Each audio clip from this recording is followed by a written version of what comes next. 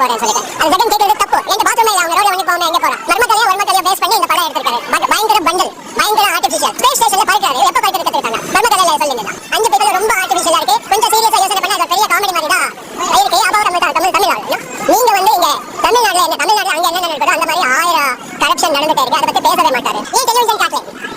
Television காட்டல அது இன்னொரு பொலிட்டிக்கல் பார்ட்டி கொடுத்தது. இதெல்லாம் சங்கர் கேரன் ஒரு பக்கத்து டீ கடையில யாரான ஒரு சின்ன பையன் சொல்லி ஐடியா எல்லாம் அப்ப பெரிய அறுவை காமெடி எல்லாம் இருக்கு. சுபாஷ் சந்திர போஸ்க்கும் கமல் கேரக்டருக்கும் எந்த சம்பந்தமும் கிடையாது.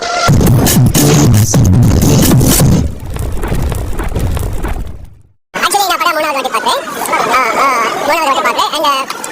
படம் ரொம்ப என்டர்டைனிங்கா இருக்கு. ஒரு குரூப் இருக்கு வாக்கிங் டாக்ஸ் சொல்லிட்டு சித்தார்த் குரூப். அவங்க எல்லாம் ஒரு வாட்ஸ்அப் மாதிரி பண்ணிட்டு அவங்க சின்ன சின்ன விஷயங்கள் ரோட்ல பாக்குறாரு. யாரோ ஒரு ரோட்ல தண்ணி ஒண்ணு போயிட்டு அவன ஜெகன் கேக்குறாரு ஏன் ரோட்ல வண்டி போறேன்னு சொல்லிட்டு அது ஜெகன் கேக்குறது தப்பு. எங்க பாத்ரூம்ல அவங்க ரோட்ல வண்டி போகாம எங்க போறான்? அவனை திட்டிட்டு போறான். அதுக்கு குப்பை லாரி போயிட்டு கொஞ்சம் கொஞ்சம் ஏதோ பறிக்க அவனை திட்டுறாரு ஜெகன்.